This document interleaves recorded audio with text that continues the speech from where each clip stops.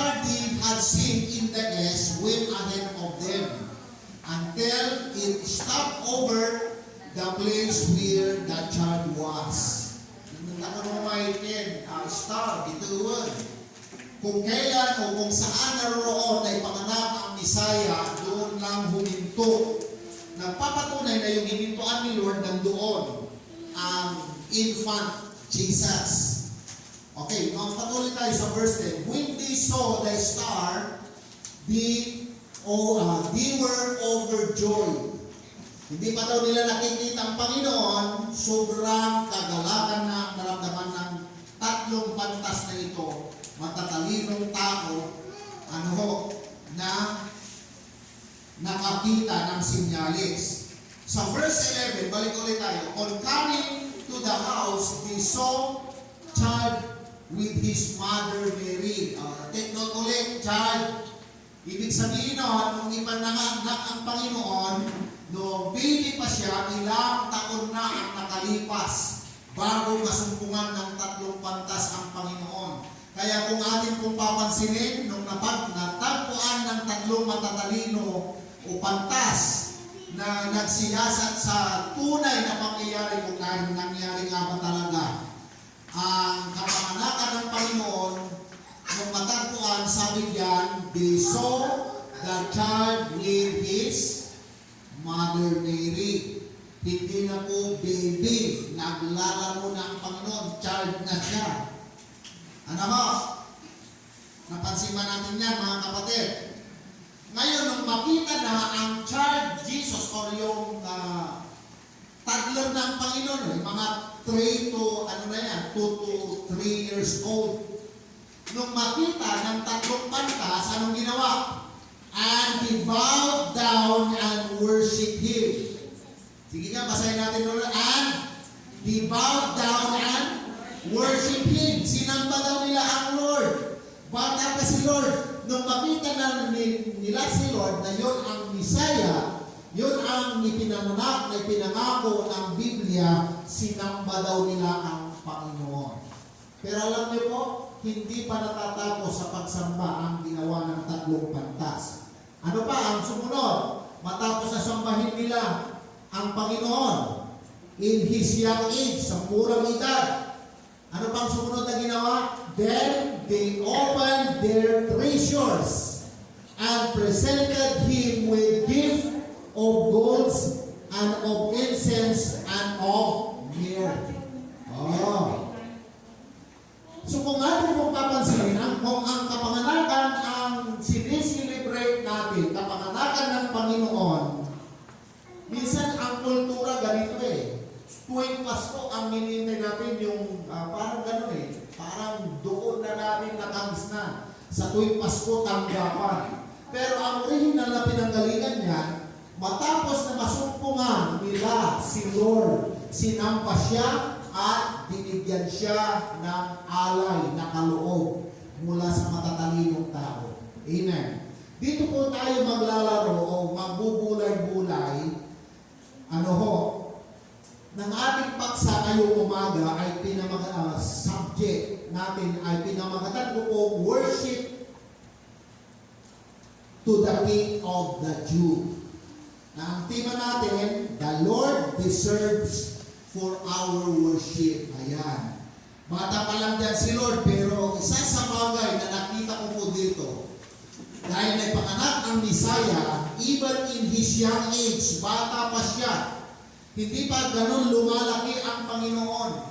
Pero napag-alaman na ng tatlong pantas na ito na mahalagang ibigay sa Panginoon ang tunay na pagsamba.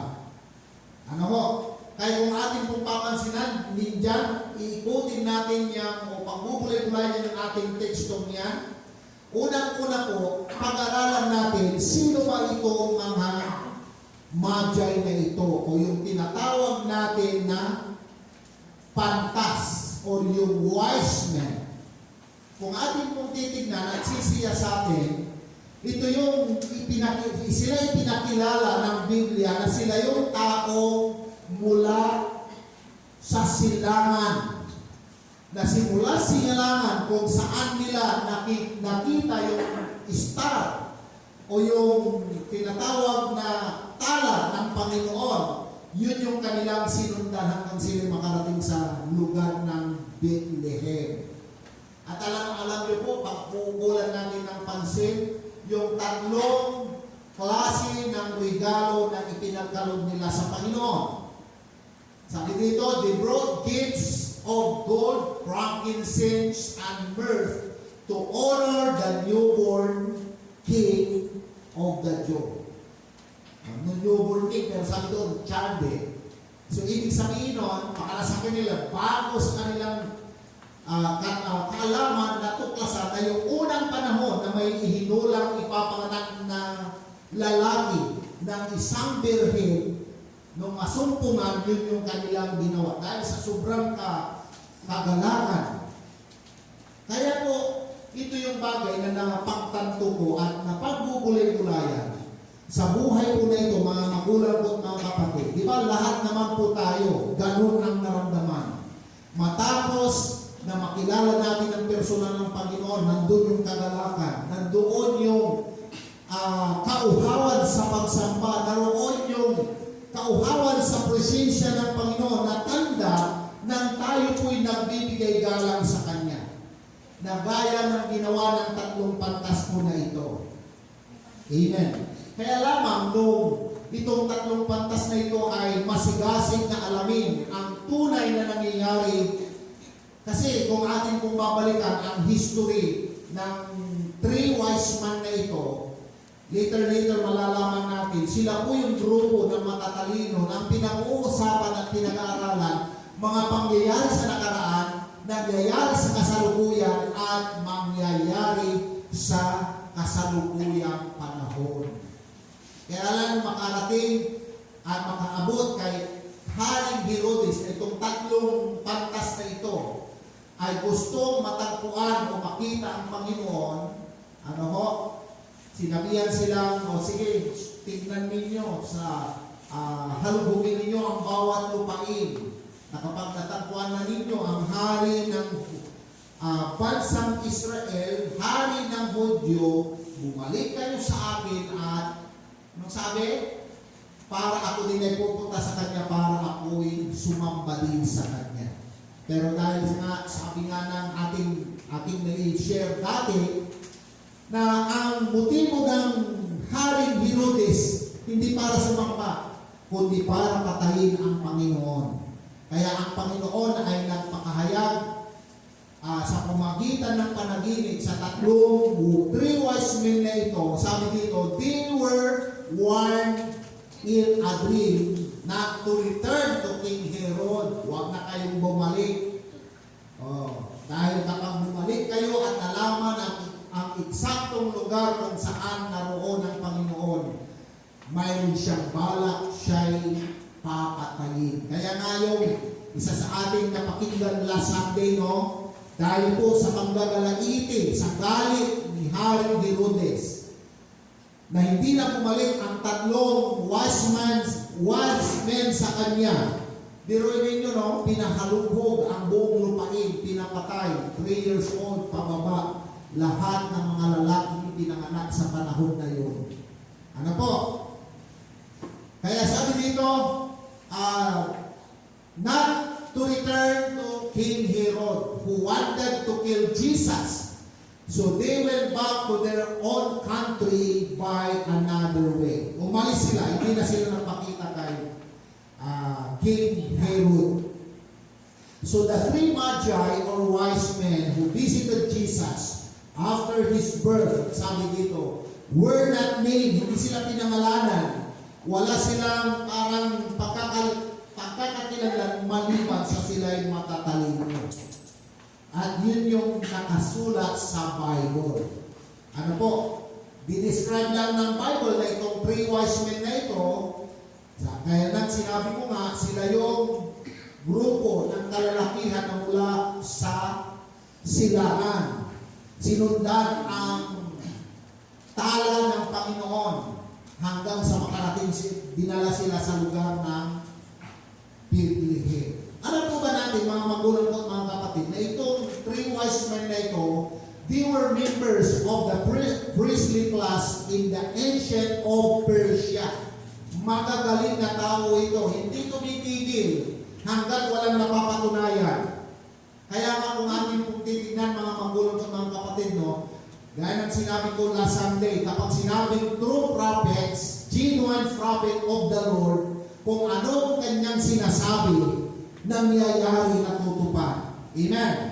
Naniwala sila na ang naghayag hindi lang propeta, bukod sa propeta, mismong galing sa busis ng Panginoon na one day, the child was born.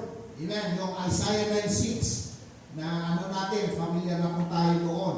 So itong three members of the wise men na ito, ano ho, sila po yung may kakayahan, may katyagaan, kasigasigan, na ang kanilang pinag-aaralan ay patungkol sa mga bituin. Sila yung pasimuno ng pag-aaral ng astrology. Pati religion, isinama na nila ano bang religion ang dapat paniwalaan ng maraming tao sa kanilang panahon. At idinagdag pa nila yung pag-aaral sa mga bagay-bagay. Filosofiya ang kanilang pinag-aaralan. Kaya kung atin pong papansinin, no, sila yung mga taong mayroong pananaw o yung pagbalik tanaw sa kung anong ginawa ng Diyos sa panahon ni Daniel. Ano po? Purihin ang Panginoon. Kaya nung ma-recognize na nila na si Lord Jesus Christ nandoon na kapiling ang kanyang ina, ano ho? Sabi ng ating text, ano ho? The three wise men recognized Jesus as the King of the Jews and the Messiah, and they brought him gifts of gold, frankincense, and myrrh. Tatlong bagay yan. At kung ating pong papansinin mga magulang at mga kapatid, itong tatlong mahalagang regalo na ibigay sa Panginoon ng tatlong matatalinong lalaki. Alam niyo, hindi basta-basta regalo po yan. According to the research, mula pagkabata, ibinigay yung gift na yon hanggang nung makarating ang Lord ng edad na around 30, yung kayamanan na pinagbilhan ng regalo yun yung pinakasapat na ginamit ng Panginoon para mamuhay bilang tao. Kaya kung atin pong papansinin, before the crucifixions of the Lord Jesus Christ, meron siyang pinuhunan. Ano kayang trabaho ng Panginoon? Sino pong may idea? Nagtrabaho, namuhay din parang normal na tao ang Panginoon. And one of their businesses, family businesses, kasi si Joseph, ano yan? Gumagawa ng furniture. The best, magandang kalidad na upuan sa panahon ngayon. Misa, yung mga pintuan, mga ganon yung kanilang family business. At nung ang Panginoon ay lumauna in physical aspect, yung pirang pinagbintahan, hindi pa ubos. Naipako na siya sa cross, nandun pa yung ilan sa portion ng pagpapala pera na pinagbintahan according sa mga research or sa katotohanan. So, ibig sabihin, mayaman ang Diyos sa langit, mayaman din siya kung siya namuhay bilang isang tao. Kaya lamang, nagmistulang ang Panginoon ay mas higit pa sa sobrang hirap nung siya na po ay dumanas ng matinding pagsubok dahil sa pagtanggap niya sa atin na tayo ng ating mga kasalanan. Ano ho? So, ano ba ang sumisimbolo ng gold? Ang gold po na inialay ng tatlong panta sa Panginoon, nagre-represent ito ng kanyang pagiging royal priesthood, yung katatayuan niya na siya ay isang katangi-tanging Panginoon. So God represented His loyal status as the descendant of King David. Yung frankincense naman, ito rin nagpapakilala na siya ay ay ihinula na magiging isang tinatawag na highly priesthood. Siya yung mamamagitan sa tao at sa Diyos Ama. Kaya nga mediator kaya nga ang cross. Wala makakarating sa langit talaga kung hindi dadaan sa Kanya. Because the Lord is our mediator. Siya yung parang daan para ang tao ay maligtas. Ano po? So, dapat maging malinaw yun sa ating lahat. Ito naman frankincense, ito yung parang sinusunog na yung amoy, ilan lang sa kalangitan, na sa orihinal na pagsamba sa Panginoon, para ang Diyos patawarin yung taong nagkasala, kailangan mag-alay ng handog na susunugin. Na kapag naamoy ng Panginoon yung sinunog na handog, sabi nga ng Biblia, kahit ang Diyos ganon kagalit dahil nagkasala ang kanyang bayang pinili, naiibsan yung galit na yun. Napapatawad sila. Kaya yung frankincense represented his priestly rule as the mediator between God and humanity. Parang inulit ko lang, pero itong next, ito yung gusto kong isunod, yung mira. Represented his suffering and death as the sacrificial lamb who would take away the sins of the world. Kaya nga, isa sa binansag na pangalan ng Panginoon, siya ay Kordero ng Diyos na nag-aalis ng kasalanan ng sanlibutan. Amen po kayo? So, punta tayo doon sa isang katanungan. Ano daw ba ang mga rason bakit itong tatlong pantas na ito ay nagbigay o binigyan sila nila ng pansin ang Panginoon? At nung masumpungan na nila ang Panginoon, anong sumunod? Winership nila ang Panginoon, nag-alay ng regalo.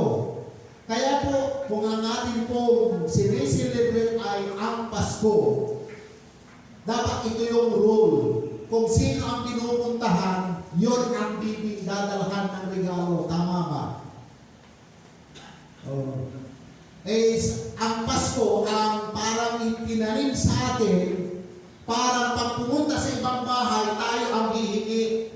Pero sa original na konsepto ng pagkatagpo ng tatlong wise men sa Panginoon, ang ating Panginoon, sila yung nagdala.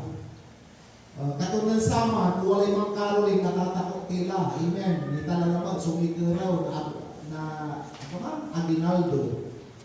Kaya kung tayo pala ay Kristiyano, nangaroling pumunta sa isang bahay, tama yung ginawa natin isang pagkakataon na nangaroling tayo, hindi tayo humingi, kundi tayo ang nagbigay. Tama ba? Pero naman sa man, nangkaroling tayo, bigpati irawa. Imamot-amot ira, ang lantas ka tayo manay mangitan. Ay, kung dati akala mo nga, ay namurad ka. Ang danta, wala inawit kayo.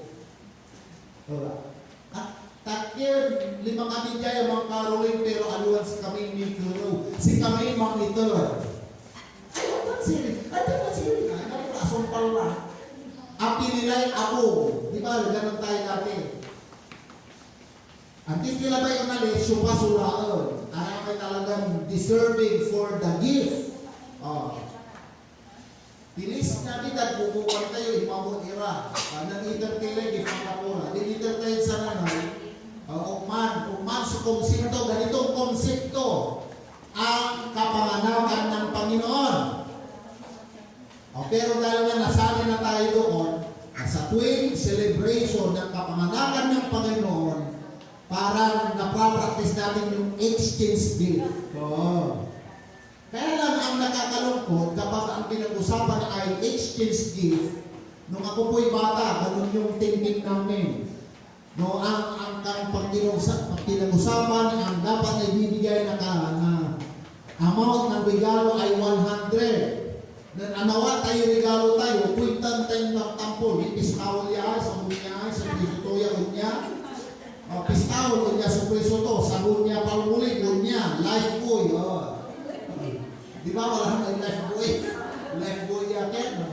Wala nang super wheel, uupa 25 pesos, sabi niya, alugi kwento na akawa. Kaya ang thinking ng tao sa tuwing panahon ng bigayan ng regalo, nga nalilito negosyo, ang interpretation dapat, sinasabi sigaw, 150, kaya magkalugi. Doon tayo minsan namamali. Amen. Next Sunday, celebration natin ng kapanganakan, ng kapaskuhan. Dapat ang po yung mga iba, alugi paggawa. Naging kila kakanayon. Amen. Bagkos, gawin natin ang the best. Pero alam nyo kung akong tatanungin ngayon, talagang ang Diyos napakabuti sa buhay natin. Di bale, ang pinag-usapan ay 100, nagbigay ka ng 300, kasi alam ng Lord, na nilikha tayo hindi para manghingi. Nilikha tayo para magbigay. Amen. Ito yung bagay na nakikita ko according sa siyensya, sa science. Iba ang tuwa ng tao. Kapag meron ka, ikaw ang nagbigay, iba yung pakiramdam. Amen. Kaysa yung ikaw yung tumanggap. Kaya alam po ninyo, napakarami po ang naglipana na sa bawat panig ng mundo, ang mga tinatawag na charity vlogger. Alam niyo po ba kung bakit? Kasi ramdam nila na iba yung kapag ikaw ay nakapagbigay. Iba yung ikaw ay nakatulong para sa ibang tao. Ibig po ba yun? Kasi isang doktor ang nag-research nito. Sa pagkalalang daw sa atin ng Diyos, kapag tayo daw ay nagbibigay, mayroon daw parang nag-i-spark sa puso, diretso sa isip, at nagre-resulta ito ng napakagandang pakiramdam sa isang tao. Iba yung tuwa noon, yung may spark. Amen. Di ba duga, amin tayo, karana sa walay trabaho, nung walay porta tayo, kasi tayo mangita, nung meron tayo, sobrang sarap talaga ang magbigay. Tama ba? Amen. Ako ramdam ko yun na kapag ako tumatanggap, in-English nyo kami, grabe yung saya namin. Amen. Kumbinsido ba kayo doon na grabing saya na yun? Pero iba, na kapag kami yung nagbigay, ganun din po kayo. Amen ba?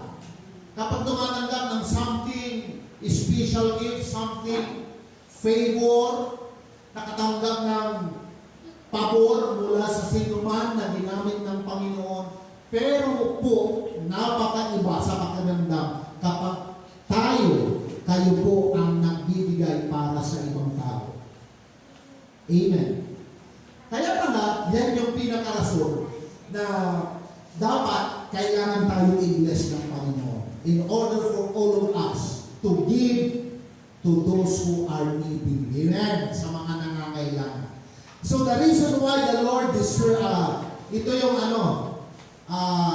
yung topic natin ay pinamagatan ko, ano yung subject natin? Babalik ko lang po. The Lord deserves for our worship. Okay. The reason why ang mga three wise men ay kinatagpo ang Panginoon, matapos na matagpuan ng Panginoon, nag-offer sila ng kanyang mga gift.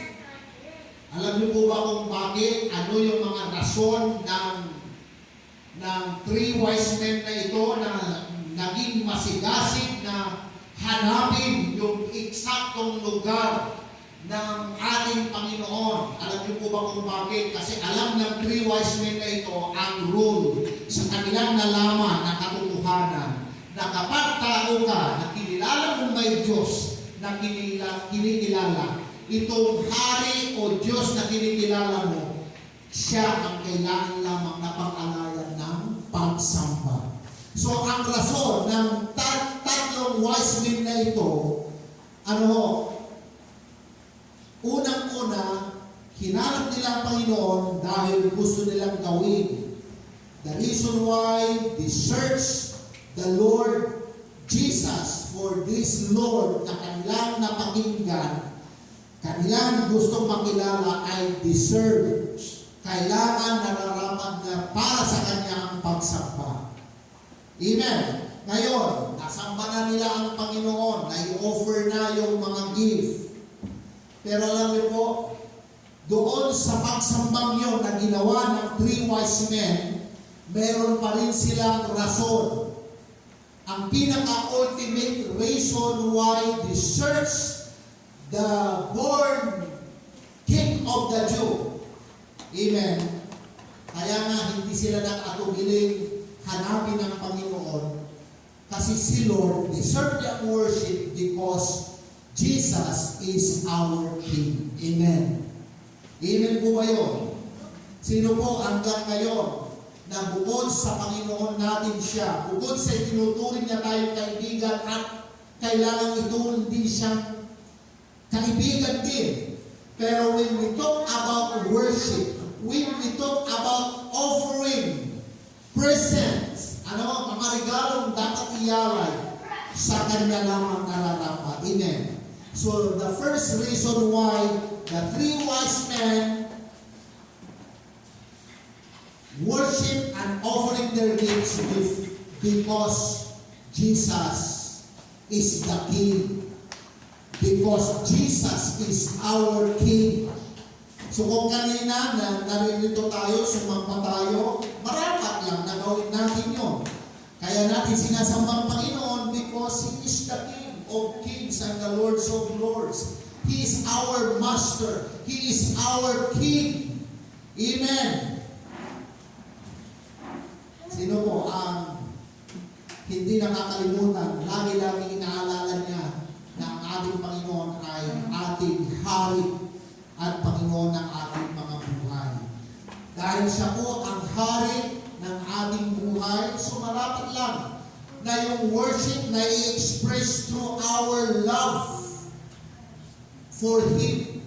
Kaya nga nung ang Panginoon nagtuturo, marami ang nagtatanong, ano daw ba ang dapat gawin? Ano ba ang dapat namin gawin, Panginoon, para makapasok sa kaharian ng langit? Simple lang, sabi ng Panginoon sa isang taong matalino pero nagtatanong. Hindi niya alam ang kailangan niyang dapat gawin. Basahin natin ang Matthew chapter 22, verse 37 to 39.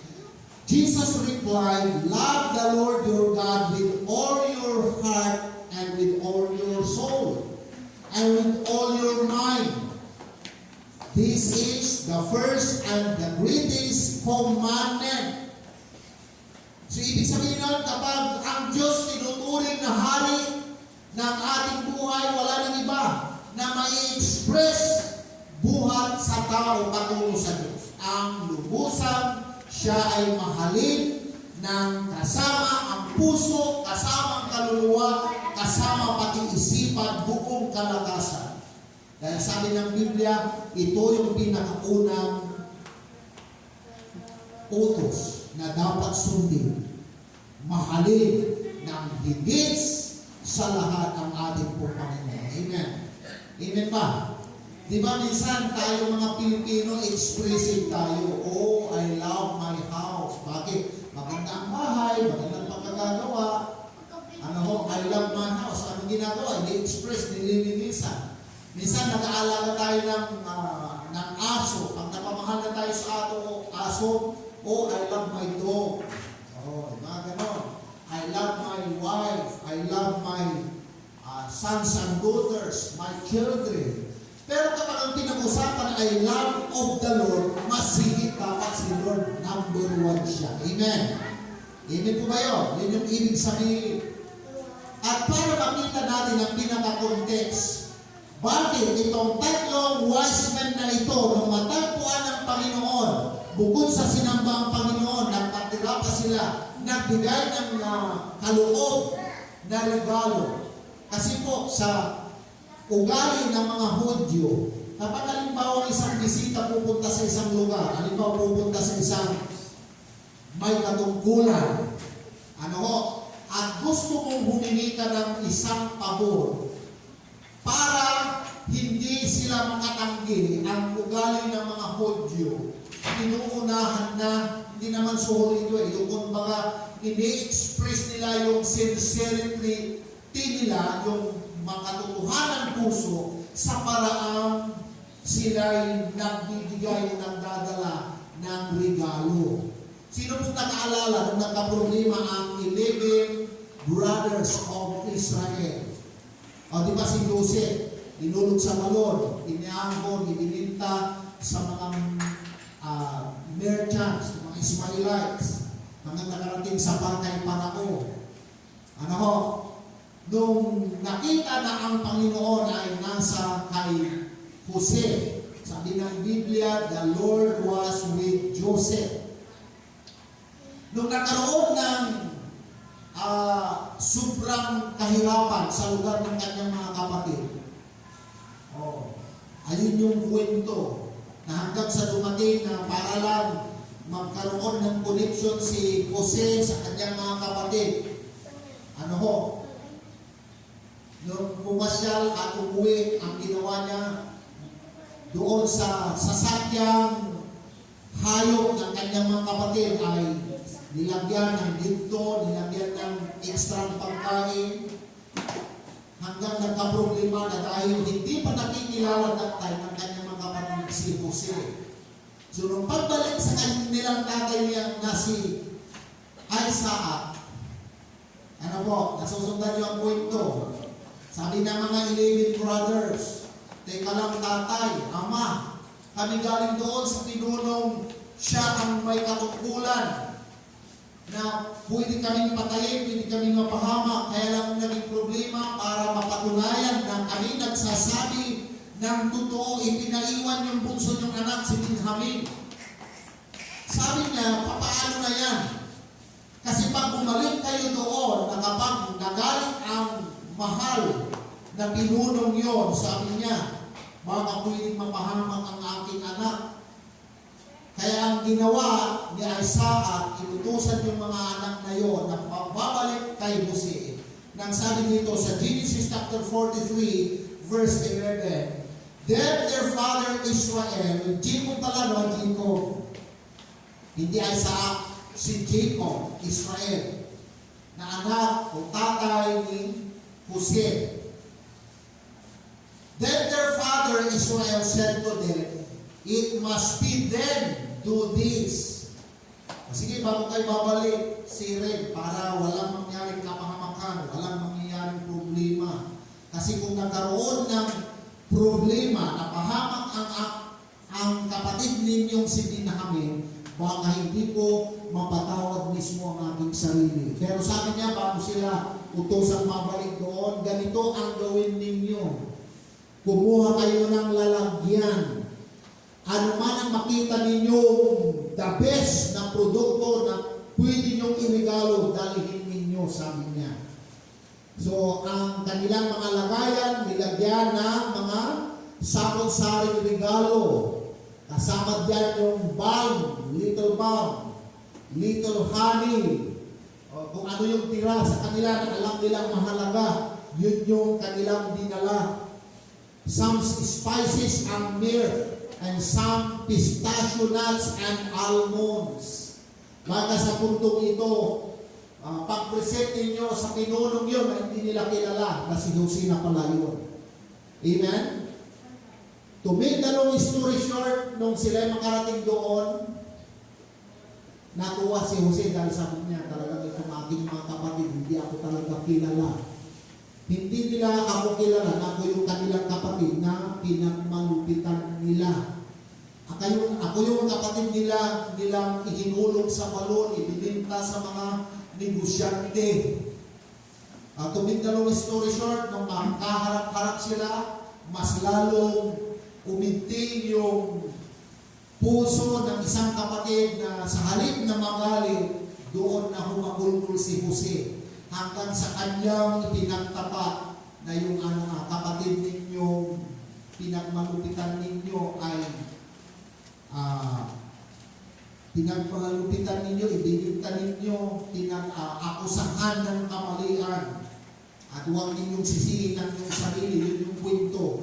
Na dahil sa pangyayaring iyon, ako'y hinayaan ng Diyos na makarating dito para mabuhay ang bawat isa sa inyo sa mundo. Amen.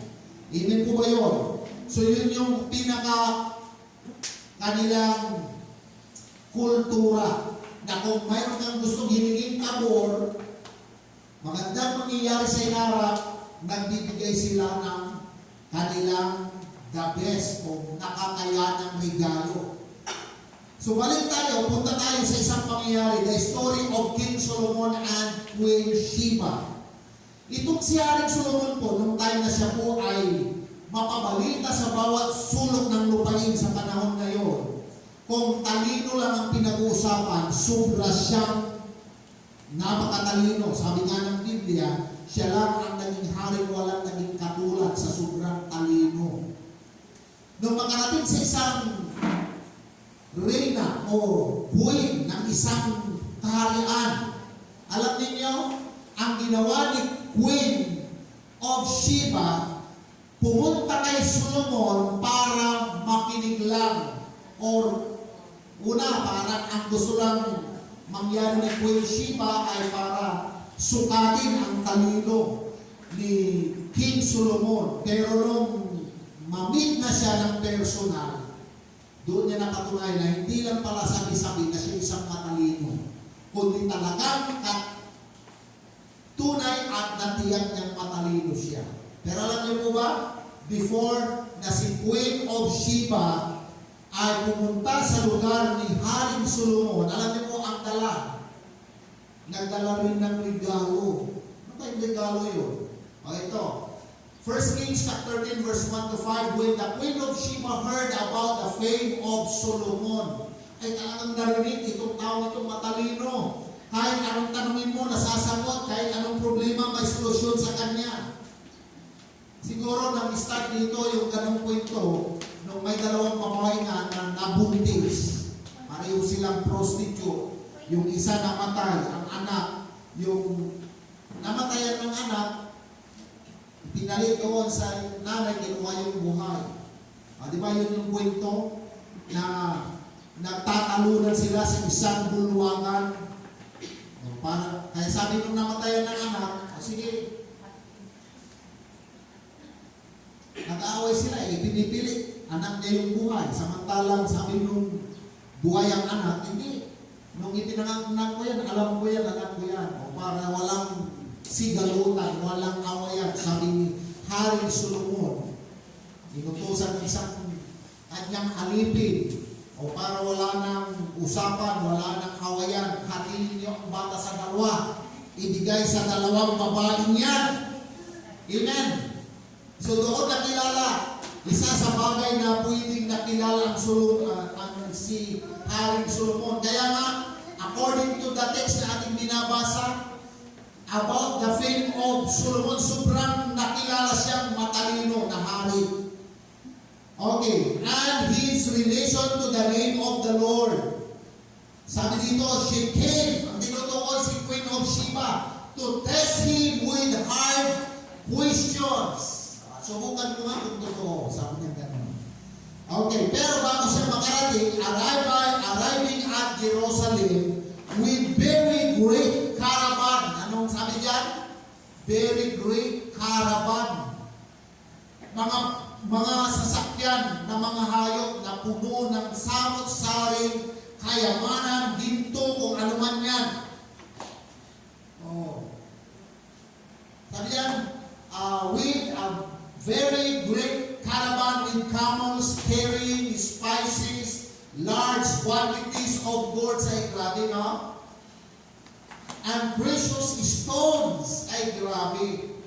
Oh, next tayo. Sa verse, next na. She came to Solomon and talked with him about all that she had on her mind. Oh. So Solomon answered all her questions. Nothing was too hard for him to explain to her. Naging, simpleng sinagot ni Haring Solomon na para sa isang reyna, sobrang hirap ng katanungan yun.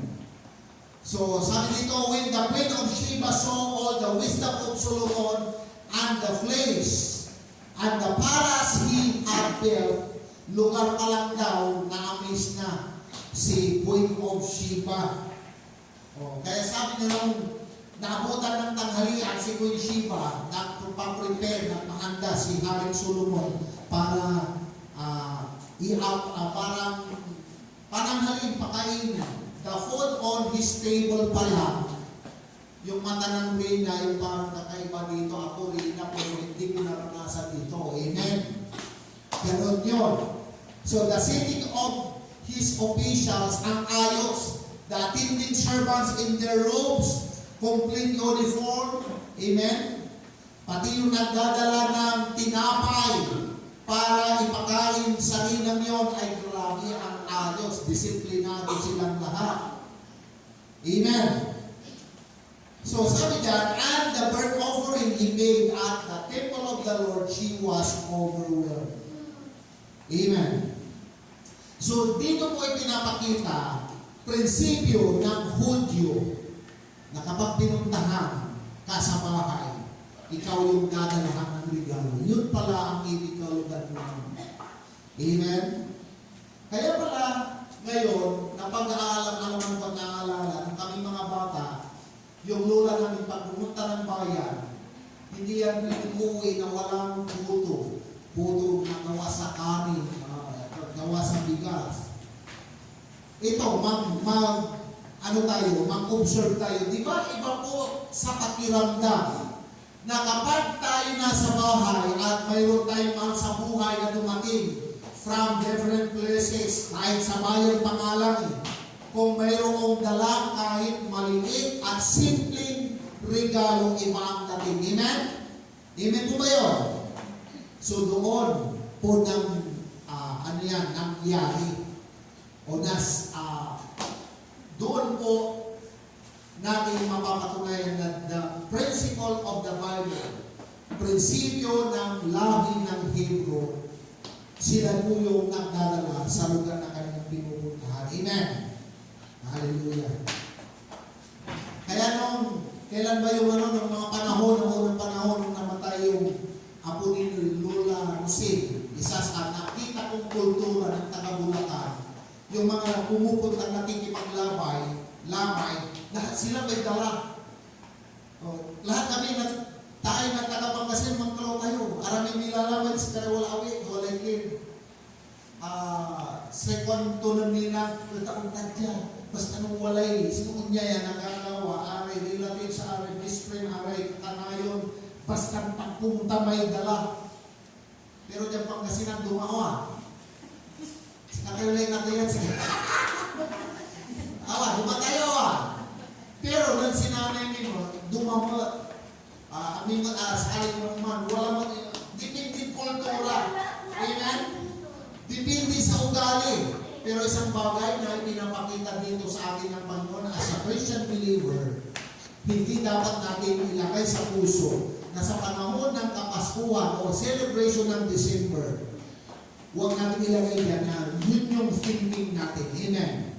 We are created by the Lord to give Him worship, to give Him praise. Amen. So ngayon, bilang yung connection natin sa Misaya na ating Panginoon, bilang sa tinuturing natin Diyos, kapag tayo daw ay, group na ito, day of worship, one of the insight na nakuha ko, isa sa napakagandang i-practice natin ang mga nananampalataya, when we come before the Lord, we must offer the King we have with a value. Sila ba itong ibabaga, ang tunanan no, ang tumambalag o wala. Basta sa'yo mahalaga, walay kwintani, iba-iitan tayo din ng katawan. Amen? Kaya naalala ko yung isang pangyayari, ang Panginoong Isus ay nangaral. Bago aalis ang kanyang mga taong pinanangaralan, mayroon doong babaeng bago na sa kanyang palad may isang pirasong pila. Na nung nagtawag ang Panginoon ng pagbibigay, lahat lumapit. Pati yung babaeng balo, sabi ng Biblia. Yung iba, yung babaeng balo, ibinigay ang isang pirasong pila. Mayroong isang mayaman doon na nagbigay ng sobrang laki. Na nung habang papalapit sa lagayan ng kaloob para sa templo sa panahon na yun, iminagaywa yung salapi. Nung nga bilang coins, pag tinatarol-tarol itong may coins ko, malabog man ang gadya. Sakto to, nandang yun, ititar ko. Diyan amin tayo wadya, kanto, siya sa sangkarakulan. Nandang yun, mayamay. Sanin ko lang to, ang tuin lusot, yung kwanto ay. Tayo ginawa to. Ang mayamay, si leader ko, yung binagyo, kanto. Palangkapan to, kakanahan yun. Pero na nasumpal lang ang indariran namin. Sabi ng Panginoon, hindi nyo ba nababati na sa lahat ng nagbigay sa inyong lahat, ang tinanggap, katanggap-tanggap ng pagbibigay na ibinigay sa umagang ito, sabi ng Panginoon, wala nang iba yung isang balong nagbigay ng buong kanyang kabuhayan. Amen? Amen ba? Bakit? Yung ibinigay kasi ng babaeng balon that time, kahit isang pirasong pila, sabi ng pagkakasulat doon, buong kabuhayan. Ibinigay ang isang pirasong pila, pagkatapos wala na. Wala na siyang aasahan. Mamamatay na siya, wala na siyang pambili. Nasamantala yung nagbigay na mayaman, na pagamat mahalagang magbigay, magandang magbigay ng marami, pero ang ugali kasi na ipinakita ng mayaman na nagbigay. Sabi ng Biblia, hindi na niya kasi kailangan, kaya ibinigay na niya. Amen? Abay sa iwan ko, ako laya kailangan. Kasi aliling ko mo, ganda kayo sa kaya bagay. Niya alam laya, ako laya lamay, ganda. That's kayo na-appreciate nyo. Diba sa pagbibigay, hindi mo ma-appreciate ang isang bagay na kapag ayaw na, tapos ibibigay na lang. Sinabi alilin ko na nasawa-sawaan na lang ang isang ang ito. Katong si ugalit kami Pangasinan, the best. Amen. Bago tayo kakain na nung ginagawa, nagbibigay muna. Aluan sa amin, ugura-ura lang, wala rin ito, isang kamang ito. Hanggang si Mamid Manad, ang itiran mo, si kami wala ugali ni naman eh. Alam ugali dararaya, bato ng tatay ko, akin ko. Ni, wala na yung daot ko yan. Wala na yung baot ko yan. Wala ng tatay ko ng saman. Straight to puntan. Kaya isang bagay na pinapakita dito, kung ganun napakahalaga, ang ganung bagay, bilang Kristiyano, yun yung ating ipagpatuloy na kailangan dapat natin gawin. Amen. Amen po ba? Purihin po ang Panginoon dyan. So the reason why we worship the Lord, because number one, He is our King of Kings. He is our King of this life. Amen po ba yun? Amen.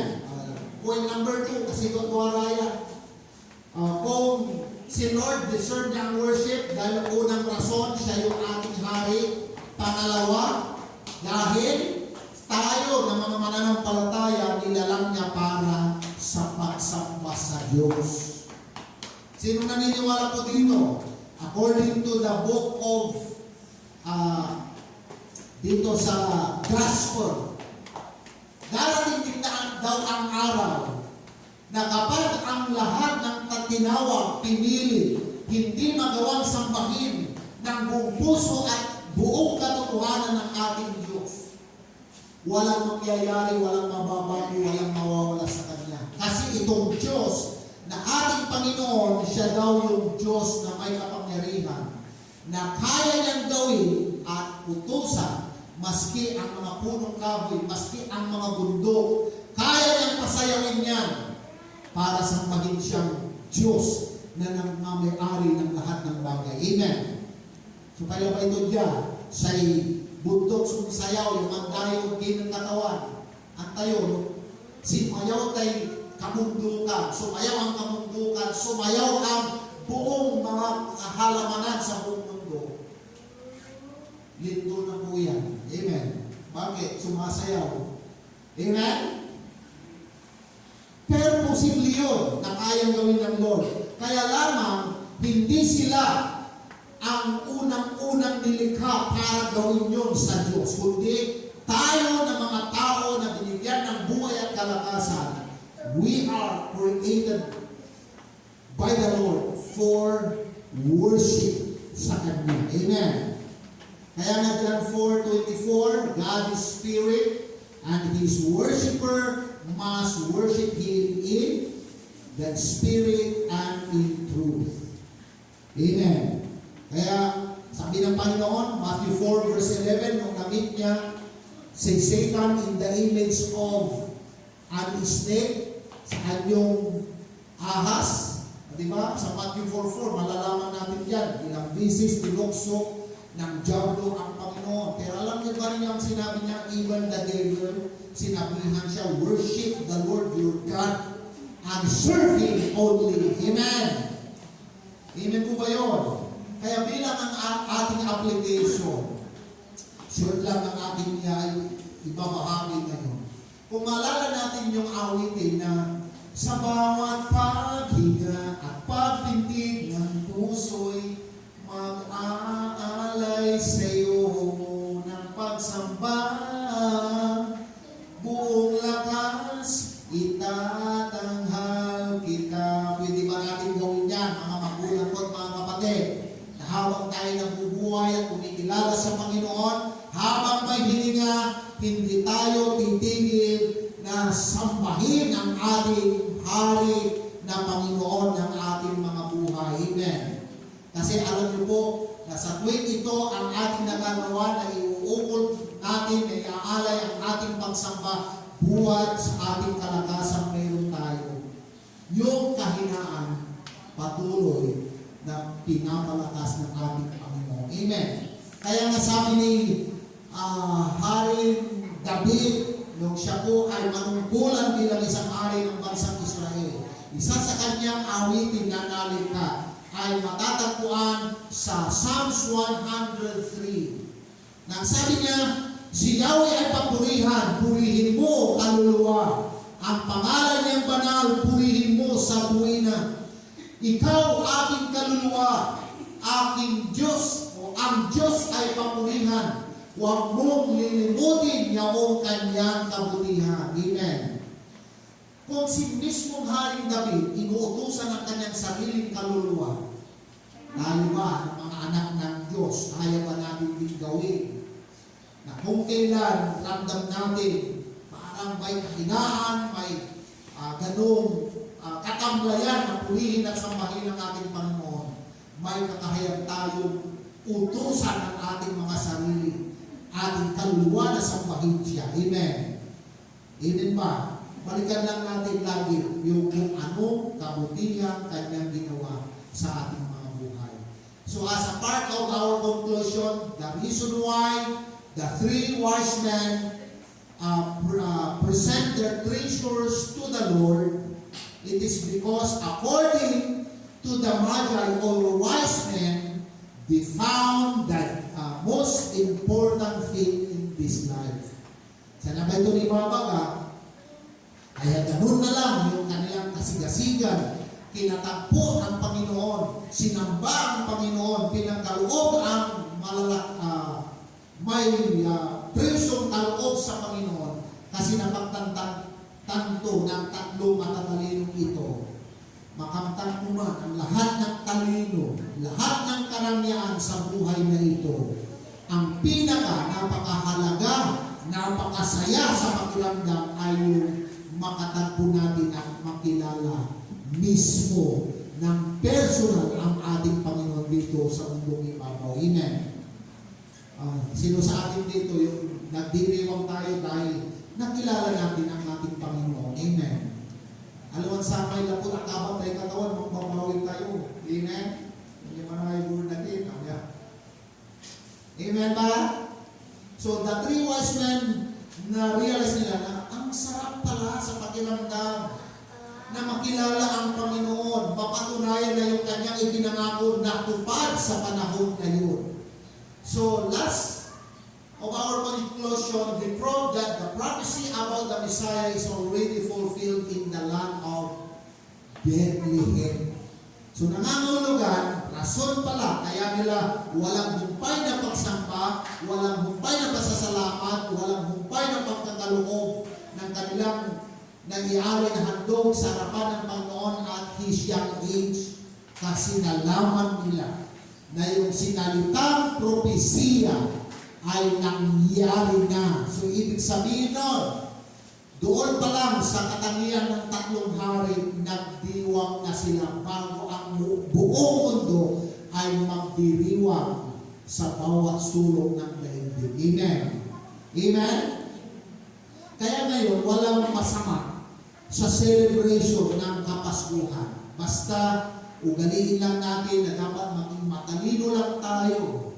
Amen? Na kung taliwas sa kung anong sinasabi ng Biblia, huwag natin i-practice, huwag natin gawin. Amen? Kaya dapat ang sentro lang talaga ng pagkakakilala sa Panginoon ng Kapaskuhan ito, hindi sa kung kanin-kanino, kundi sa Panginoon lamang. Hindi po kay Santa Claus. Amen? Ngayon, high-tech ng mga bata, Santa Claus, Santa Claus. May email ka ba? Amen? Kasi gusto daw nilang masumpuan. No.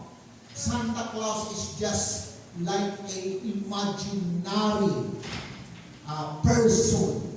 Na minsan, there are so many people na nag-aak sila na sila si Santa Claus daw. Pero hindi po. Wala nang makakahigit sa kung ano ang kani-kanino pa na mabuting ginawa. Si Lord lang yun. Amen? Amen ba? At baka mamaya, mag-misinterpret na, si Santa Claus natin si Lord. Hindi naman natin pwedeng tawagin na si Lord ay Santa Claus ng buhay ng Kristiyano. Basta hindi natin imamali, huwag natin irorong kung ano yung pagkakakilala natin kay Lord. Amen. Kundi dapat si Lord always check lamang sa mga anak ng Diyos. Amen. He is the Messiah. He is the King of Kings. He is the Savior. He is the Master of all mankind. Amen po ba yun? Kaya purihin po ang Panginoon. I believe with all my heart dahil na-bless tayo na napas atin ang ating tagapagligtas na mabalikan natin siya na isulat, na isilang para katunayan na ang Diyos naging posible na kahit siya'y tagalangit, He is the darling of heavens, bumaba bilang isang tao para unawain, abutin tayo sa kung saan tayo, kung anong lugar na kinaroroonan natin. So I believe with all my heart na ang Lord, siya lang ang nakakaunawa, nakakaintindi ng kung sino tayo. Kung meron man halimbawang pagkukulang, siya lang naman ay ating Ama. Na pwede naman natin siya kausapin, Lord, sorry. I fail you.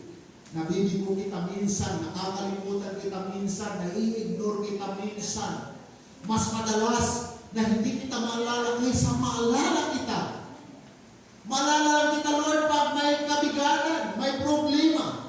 Pero alam niyo po, hindi pa po huli ang lahat. As a Christian believer, always there is a assurance. If we ask Him for forgiveness, He is always there.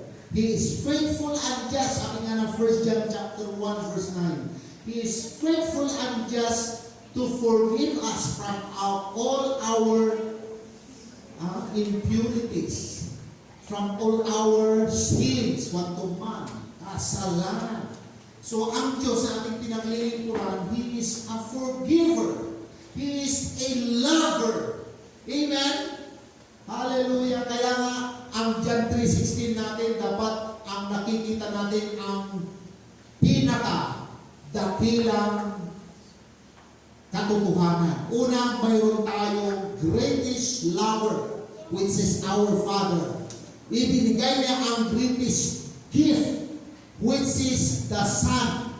Because of the Son, mayroon tayong greatest reward, which is everlasting life. Amen. Hallelujah.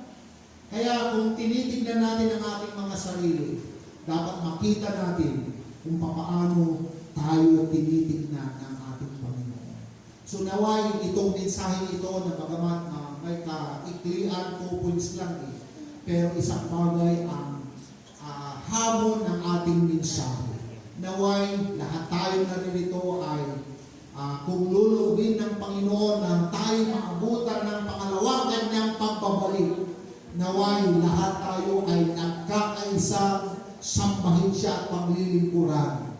Lagi-lagi i-confess natin yan na bagamat may mga ilan na family na minsan hindi ganun ka-expressive ang ating mga mahal sa buhay sa pagsampalataya sa Panginoon. Pero we need to keep on praying.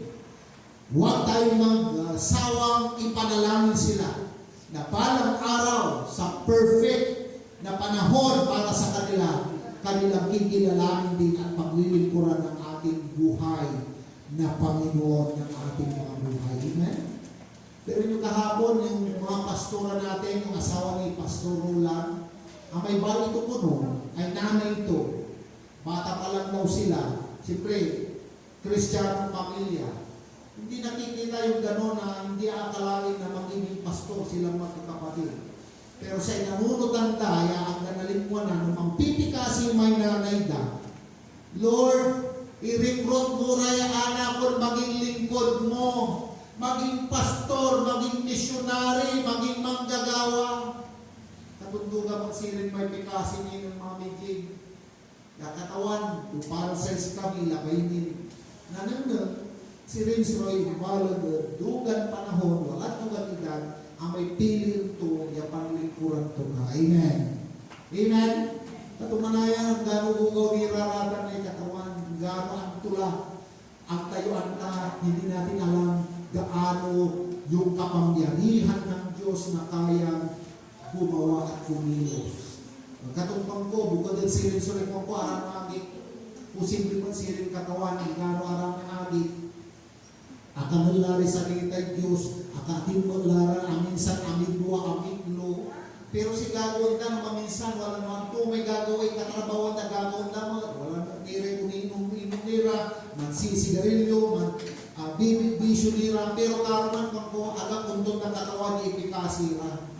Hanggang siya no, alilindi parang, hanggang ako'y pilo si okay naman at si Kara.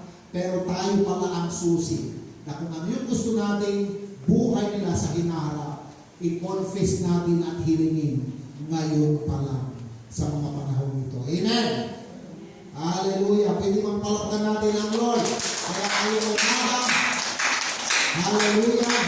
Lagi natin tatandaan na kung ang pinag-usapan ay ang pagsamba, yan po ay deserve ni Lord. Dapat siya lang ang pag-aalayan natin yan. Dahil siya yung ating hari at pangalawa, tayo nilalang para gawin iyon. At purihin po ang Panginoon sa dinami-dami ng tao na bubuhay sa mundong ibabaw na ito. Isa tayo doon na may binigyan ng buhay at kalakasan na itinuloy niya minamahal ng anak. Amen. So wala nang pibitaw. Amen? Kaya ang hamon natin, as for me, ang awitin dapat natin or confession, yung sabi ng 11:25, if I'm not mistaken, sa Joshua, as for me and my house, sabi ni Joshua sa panahon na yun, we will serve the Lord. Amen. Maglilingkod tayo ng walang patid sa Panginoon. So, magandang umaga and God bless. Good morning at purihin po natin ang buhay at ang pangyariang pangalan ng ating Panginoon. God bless po at ibinibigay ko na po sa ating